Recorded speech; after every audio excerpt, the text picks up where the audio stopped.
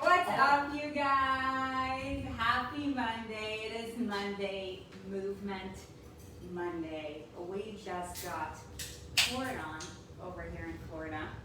So wherever you're at, whether it's wet or dry, we hope that you're staying safe. But since today is Monday, whether it's wet or dry, we hope you're wet. You're 12. But you guys, since today's Monday, we're gonna be going through all things movement. And if you missed last week's episode, we were talking about how this month we're going to be focusing specifically on all things squats. So today is a continuation with regards to last week's episode, where we basically introduced the squat, the purpose of it, why is it good for you to do, blah, blah, blah, whatever. So today we're going to be going over specifically the barbell back squat, okay, which is one of the forms of the more heavily loaded back squat, okay? So, you know, unless you've been given some kind of warning by, you know, your doctor, guidance to not do a back squat, like striving to do a barbell back squat is something that each and every one of you guys should strive to do. Hold on. Yes, something that you should all strive to do. If you've had some kind of guidance or warning or instruction to not do a barbell back squat with no reason as to why, question it. Yes. Because some doctors, some people will say, you shouldn't be whatever, it's bad for whatever. And it's all relative. So just make sure you have a reason why you wouldn't get that instruction. Yeah. But unless you've been given that instruction, that is one of the movements that each and every one of you guys should strive to do well, not just do, is the barbell back squat, for a bunch of reasons. For one, it's a functional movement. For two, it is considered a weight-bearing movement, which is incredible for your longevity and your bone mass. Probably like one of Bone density. yeah, like the best movements for that. Obviously, you know, leg strength with regards to whatever goal you have, whether it's an aesthetic goal, whether it's a performance goal, or whether it's a longevity goal. You know, like the stronger your legs are, the better they are to perform over time and keep you safe and healthy. And something and the more dense your bones are, the less fragile you become as we start to deteriorate. So Yeah. there's no question that we do begin to deteriorate. Use it or lose it. yeah. So if you don't put weight on your bone structure, it will get weak, it will get frail, you'll reach 80 years old and step off of a curb and you wonder why your tibia broke. Right. So bone density, muy importante. Super important. You know, something that some of you guys may have heard in the past is doing squats is bad for you, and what we have to say with regards to that is doing back squats wrong is bad for you, okay? Because when you do it right, there is nothing but healing properties for it with regards to, it will help you to improve your strength, it will help you to improve your endurance, definitely will give you an advantage as far as your stamina goes. You know, obviously bone density, and the list goes on and on and on, okay? So we have to get that out of the way. So now what we're gonna be going over is kind of like more of the mechanical things as far as the back squat goes. And since Erin is the movement model, she's going to demonstrate. Now, Oh, they can hear the rain and the trees ruffling around. yeah, and there's thunders too. You know they said winds up to 45 miles an hour today? Really? That's crazy. That is. All right, I'm here, ready. Better go surfing if you're in Florida, There's also because there's probably like a 1 foot wave. All the Cali peeps are probably laughing their ass off. Riptide, don't go in the water. Okay, so what am I doing? so the first thing that we're gonna go over is prep for the back squat. Okay, so foam rolling is a really important part of prep because what foam rolling does is it helps to fire up your motor units, which are basically like the parts in your muscle fibers that tell your muscles to fire more quickly. Okay, we're gonna be going over rep and set scheme sequences in just a little bit, but whatever the case may be, you definitely want to make sure that you are foam rolling. And then from a longevity standpoint, obviously it helps to get your fascia, which is the mesh that surrounds your muscles, ready. I think we'll go through this relatively quickly. If you want to know more about foam rolling in more detail, there are more videos on our YouTube Yes. that you can dive deeper into. So we're going to give you a quick view of this, but we're not going to go into super detail. Correct. Because today's about the squats. Yeah. Okay, so what part does somebody want to foam roll when doing a back squat?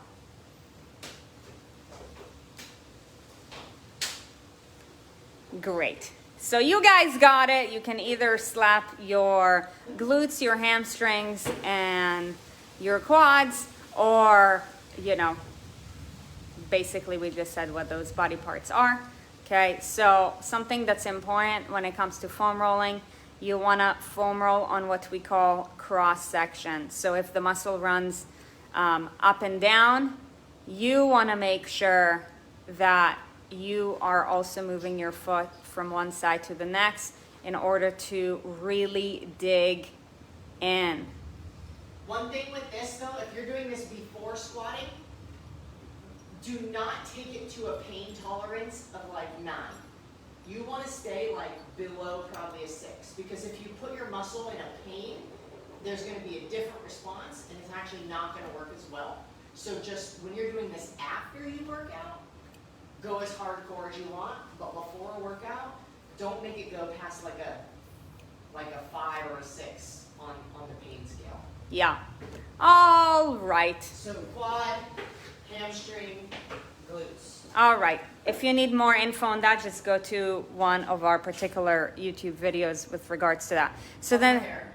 your hair looks great. The next thing that we're going to be talking about is the bars. So you guys, there's 2 types of bars. There is a male bar and a female bar. In this house, we own only female bars, not just because we're proud feminists, but because, you know, when you're a female, it is just really a lot simpler to handle the female bar. It is thinner, so you can grip it better, okay? Which means that it'll allow you to move around more weight. So, you know, unless you're a female and you have like massive hands, which we do respect, we would recommend that you use the female bar simply because it'll help you to push a lot harder. And I'm speaking from my own personal experience. If you've got your own equipment, when you go to any other gym, they're going to have the male bars, which is totally fine. I used those forever. Yeah, So yeah. it's not the end of the world. All right, so let's just do a quick demonstration of the back squat. And if you were in the Underground Training Club, you saw that yes, we are maxing out this week. So we hope that all of you guys are ready. Okay, so let's talk about the back squat real quick. So the first thing that you want to do is you want to get your hands set up in a particular way. Good thing this thing is elevated. So, okay, Erin, you want to talk about why you're placing your hands wherever you are? Yeah, so, you know, where do my hands go? It's all going to be relative. If you've got longer limbs, your hands are probably going to be out a little bit wider. But generally speaking, first of all, you just want to have your hands even. So I just go 1 thumb's distance. If you can see the knurling, which is this rough part, starts right here. I go 1 thumb distance out from the knurling on both sides. And then I put the bar I'm not putting it on my neck, like on my spine right here. I'm putting it a little bit lower than that.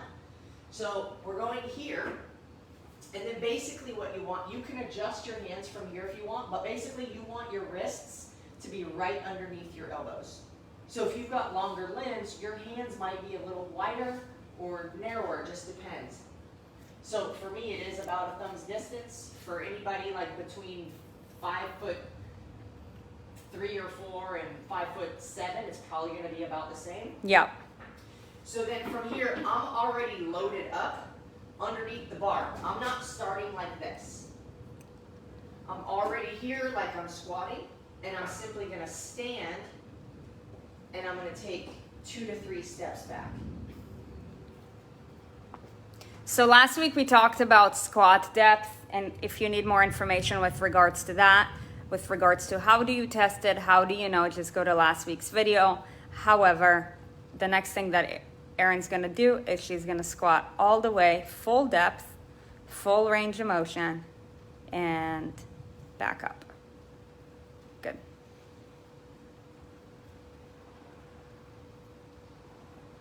And if you look closely, my butt is very hungry for my pants. So last week, one of the questions that we got to is, I think it was Teresa Snyder who asked it. She's like, I see a lot of people at the gym basically moving their hips back and forth when they're doing it. So here you can see that they're like literally thrusting their hips all the way forward, like, and yeah, instead of just squeezing their glutes. So we talked about it last week, but as you can see Erin doing the squats. Can you do one more? Yeah, go from the side right here. Yeah, it's raining outside. Here. That's okay, I will get rained on. Come in. Can you see? Yeah. Okay.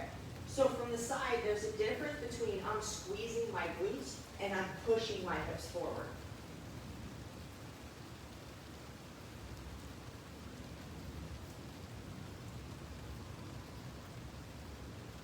Yeah. I couldn't tell a big difference. No, I only did it. Oh, okay. I got it. So, okay, so then I can do this. There you go. Which is terrible. Terrible for your low back. Terrible. And let's talk real quick about putting this away, because I'm going to put it away. Yeah. When you're here, you did a squat. Bang, boom, cool. Walk it in until you hit the back of the rack. And then bring it back down. That way you know you're going to hit the J-hooks, and you're not trying to just like guess, and then the bar falls down on you. So good. Yeah. Another thing that you can do, if you're progressing, you're a little bit scared, just like with the progression of the air squats, the taint tappers, if you remember from last week, Trisha Weeks. You can do the same thing with the barbell, just so that you know how far down to go, and so you feel comfortable. There's something underneath you that's tactical, so that you can actually feel it. And your arms can actually help serve you in this squat by actively pushing up on that bar. If your elbows are way back here, you're pushing the bar into your neck, and you're losing a lot of force that can be generated in an upward press as you come out of the squat. Yeah.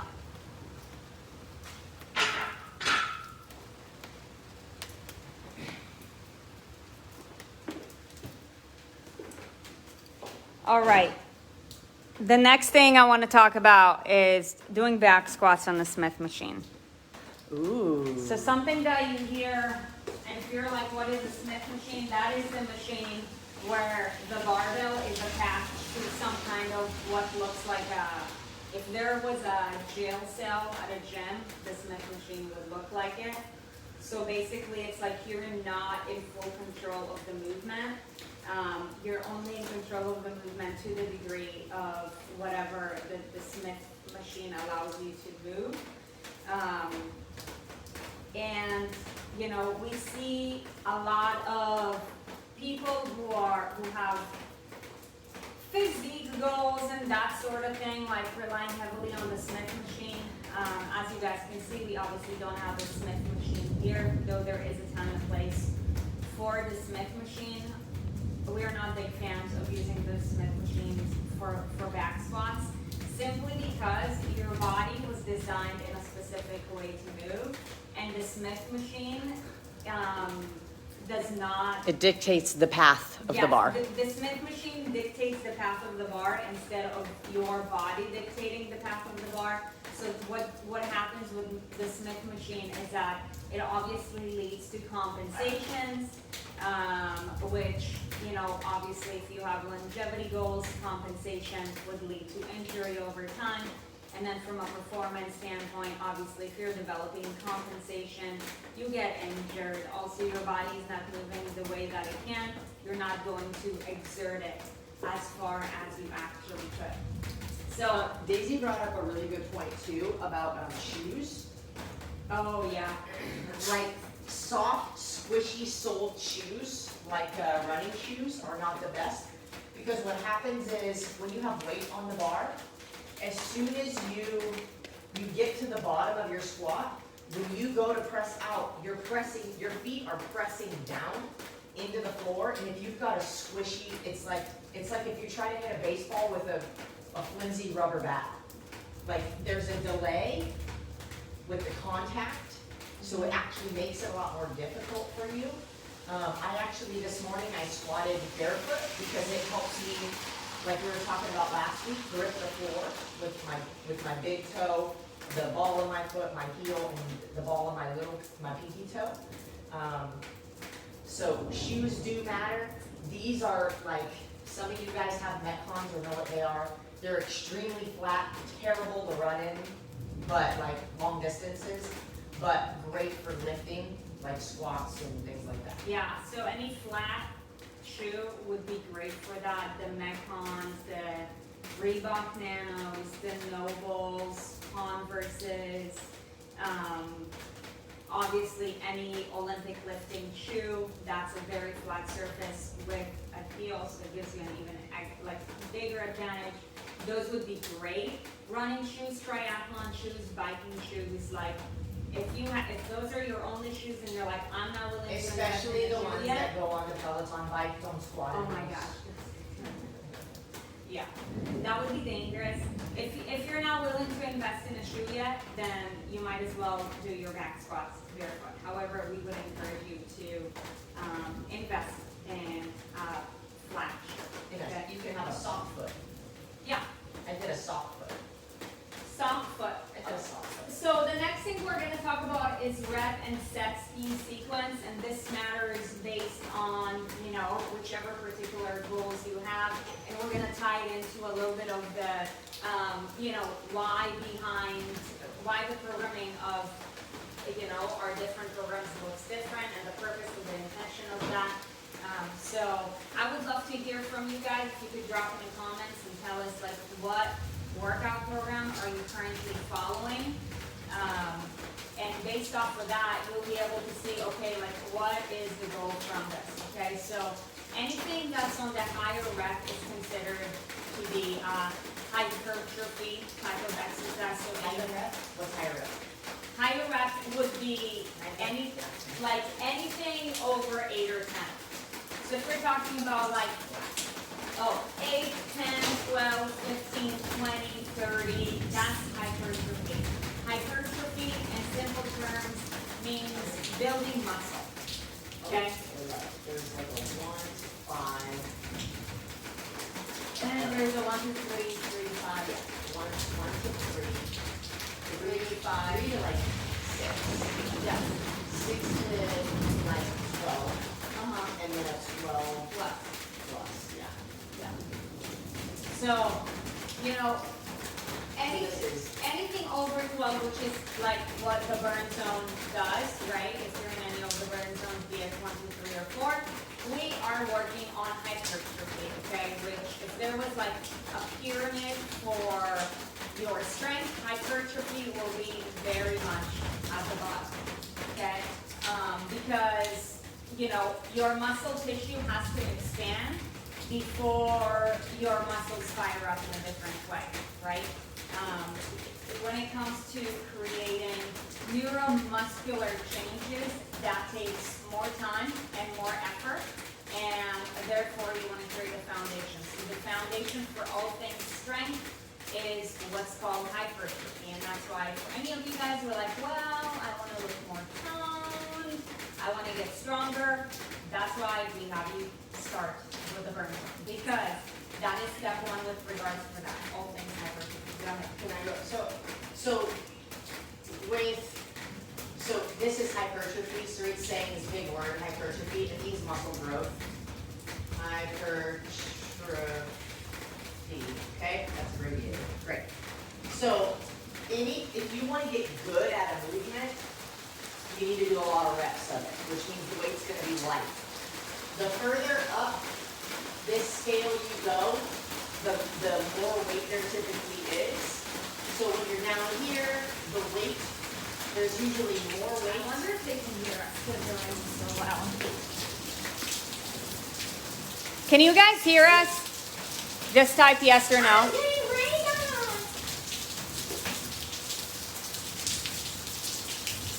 Less weight, more weight.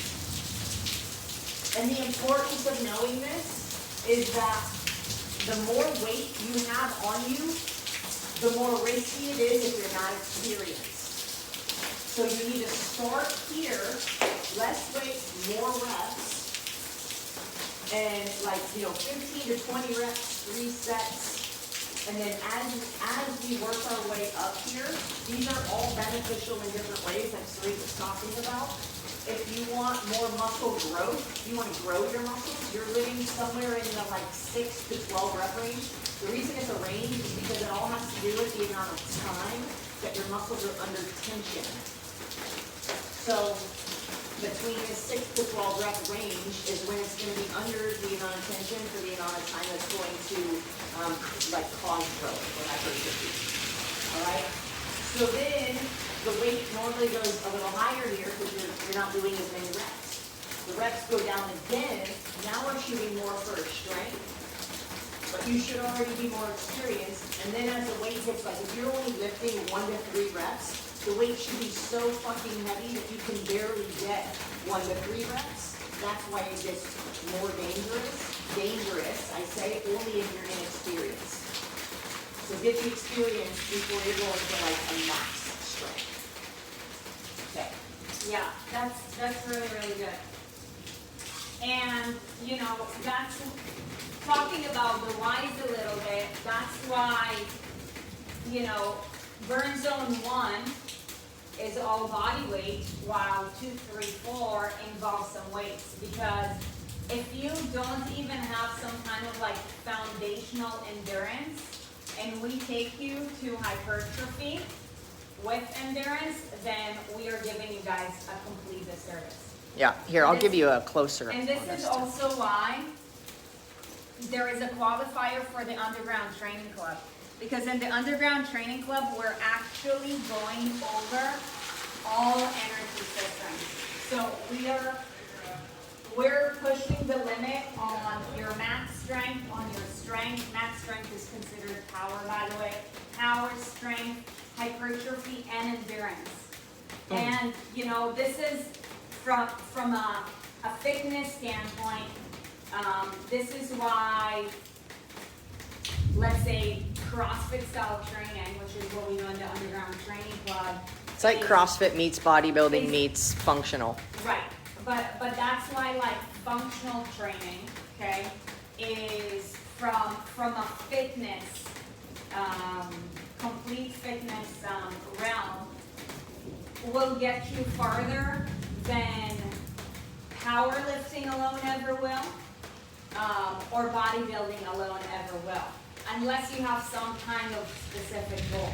And the reason is because in bodybuilding, all they strive to do is just to push the limit on growth and endurance, because it's all aesthetic related. In powerlifting, it's all power related. So that's why, when you try to get a powerlifter to run 800 miles, they feel like they get a heart attack. 800 miles? Sorry, 800 meters, I would get a heart they feel attack like too. they're gonna get a heart attack. While if you get a bodybuilder who's been on an extreme cut to do CrossFit, they're probably gonna have some kind of rhabdo or something along the lines.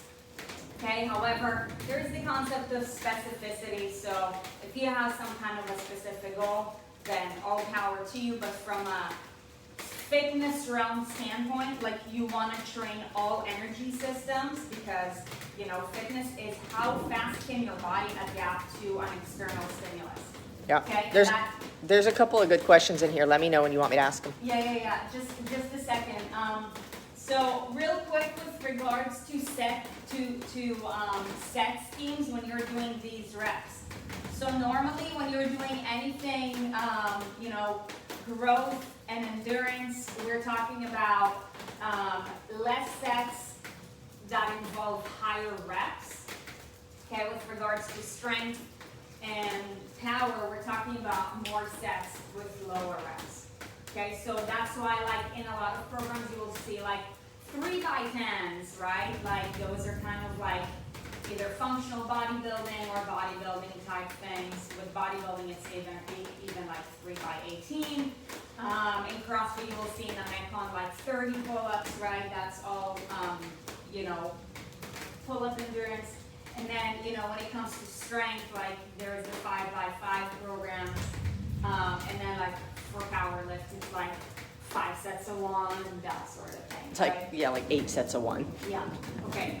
Okay, first of all, they want to see the rain. It's not super dramatic right now. But you can hear Mother Nature roar. So anyways, there's our neighborhood. Welcome. Okay, some questions.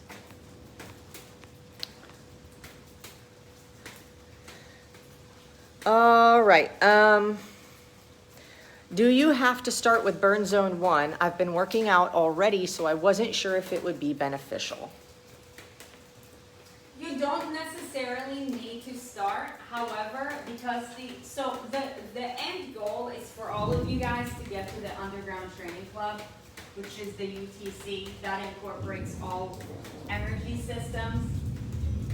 However, you know, we want to make sure that you're ready. So the question is, like, do you need the qualifiers or are you close to meeting the qualifiers? Yeah, on our page, is the link on there? No. It's erinandsarit.com /underground-training.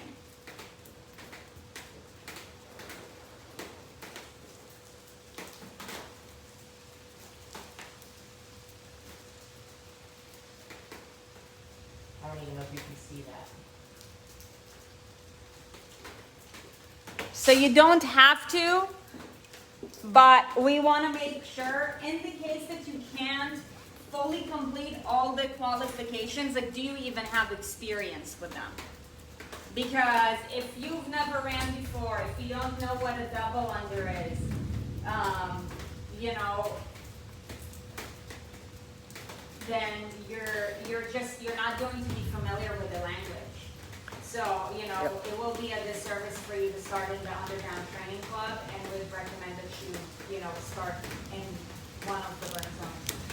Yeah, I mean, we love people who come in and already can qualify for the UTC. A lot of people have already been working out. So I think Cassie, like. yeah, the qualifications are on the website, so Yeah. you can go there to check it out. This is so helpful. I've always wondered, but haven't asked. Burn Zone 1 will kick your ass even if you are experienced. It's true, it did to me. Yeah, all of them will kick your ass, and you will hear us, you know, on the burn zones, like, talking about how it kicks our asses too. Do not ever underestimate the burn zone, because the burn zone is an amazing program. Oh, Danny just posted the link as well. That's awesome. Thank you. It's coming down again. The rain Any more stays Maine. questions? No. Okay, so you guys, that being said, if you need any training programs Wow. that you know are proven and works, if you need any training programs that you know work, depending on what level you're at, you know, just go to either one of these. If you like haven't worked out in a year, then make sure to start with the free 14-day Rise Above workout program. Whoa, that was good.